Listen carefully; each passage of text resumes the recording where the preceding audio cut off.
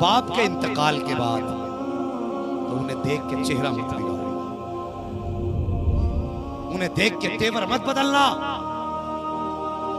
अगर उनके आने पर तुमने परेशानी का ताना दे दिया, बहनें फिर यतीम हो जाती। अगर बेटियां बाप की याद की में आए और ये सोच के आती वो छत देखनी है जो मेरे बाप ने बनाई थी, और भाभियां देख के कहने लगे जरा जल्दी जल्दी ना आया कर, तेरे बार बार आने से घर का सुकून उड़ता है, बेटी फिर यतीम हो जाती है। जब जब बेटी को ताना मिलता है तब तब बेटी यतीम होती है। बेटा एक बार यतीम होता है, बेटी बार बार यतीम होती है। बाप के इंतकाल के बाद अगर बहन तेरे दरवाजे पे आए तो उससे चेहरा बिगाड़ के ना मिलना। अगर तेरे दरवाजे पे आए उससे अपनी आंखों के रंग बदल के ना मिलना, बल्कि अगर तुझे पता चले कि बहन ससुराल से मैं के आ रही है, बाप की बनाई हवेली देखने आ रही है, बाप की याददाश्त को देखने आ रही है, तो सोच अपने चेहरे पर खुशी को सजा ले, अपनी पेशानी को खंदगी से सजा ले और यूं बेटी का इस्तकबाल कर जैसे बाप अपनी बेटी का इस्तकबाल किया करता था।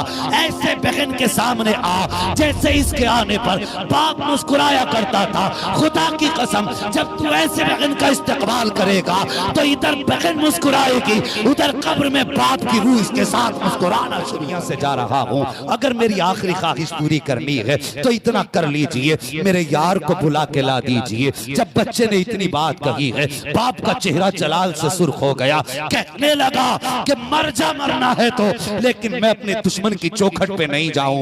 जब बच्चे ने इतना सुना है, जानते हो साकिब, बच्चे की आग निकली है, रो के कहता है ओ मदीने वाले, आज तक मैं यारी निभाता रहा हूँ, आज तू यारी निभाने आ जा। आज मैं मजबूर हूँ लेकिन तुझे तो इख्तियार है, आज मुझे तेरी चाहत है, आज तू चल के आ जा। बच्चे ने जब तड़प के इतना कहा था, कहता यार अगर जिंदगी साथ दे देती, पूरी जिंदगी तेरी राहों में बैठ के गुजार देता, लेकिन क्या करूं किस्मत ने साथ ना दिया। ए मेरे महबूब आ जा, आज तक मैं तेरी राहों में बैठा रहा हूँ, आज तू चल के आ जा। जब बच्चे ने रो के इतना कहा है, बाप के दिल में नरमी पैदा हुई, कहने लगा अच्छा आंसू पोंछ ले बेटे, मैं बुलाने जा रहा हूँ। जैसी इतनी बात बाप ने कही, बच्चा मुस्कुराने लग जाता है। जैसी बच्चा मुस्कुराया, बाप कुछ कदम घर से चला, अचानक कदम ठहर गए। जैसी कदम ठहरे, बच्चे के फिर होश उड़ गए। कहने लगा बाबा अब क्या हुआ?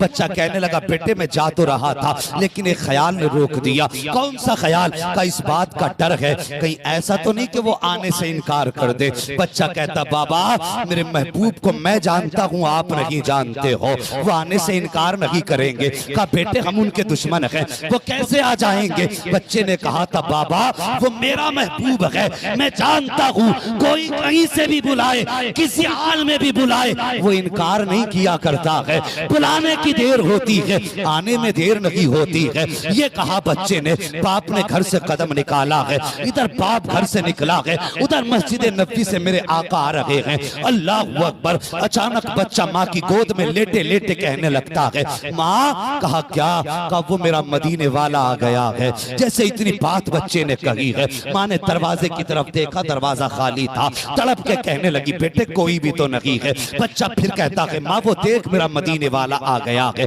अल्लाह अकबर। माँ ने कहा बेटे कोई नहीं है। जब तीसरी बार बेटे ने कहा माँ वो मेरा महबूब आ रहा है, तो माँ ये समझी शायद बच्चे की रूह निकल रही है, ये सकरात का आलम है, ये मौत का वक्त है, इसलिए जबान से ये ओल पोल निकाल रहा है, तरह तरह के जुमले ये बेख्तियार निकल रहे हैं। ये समझ के माँ तड़प गई, बेटे से कहने लगी लखते जिगर अपनी माँ पे रहम खा, ऐसी बात न कर, देख दरवाजा खाली है, कोई भी तो नहीं है। बच्चा कहता नहीं माँ मेरा मदीने वाला आ रहा है। अल्लाह अकबर। बच्चे को माँ ने यूं सीने से लगाया और रो के कहने की लगी लखते जिगर बता तू कैसे कह रहा है कि मदीने वाला आ गया है? अब बच्चे का जवाब सुनो। बच्चा कहता है माँ ये खुशबू बता रही है मदीने वाला आ रहा है, फिजाएं बता रही है मदीने वाला आ रहा है, हवाओं की रफ्तार बता रही है मदीने वाला आ रहा है, पीनी पीनी खुशबू बता रही है मदीने वाला आ रहा है। अभी बच्चा कह ही रहा था कि मेरे आका ने चौखट पे कदम रख दिया। बच्चा उठ के कहने लगा माँ वो देख मेरा मदीने वाला मुस्तफा आ गया है।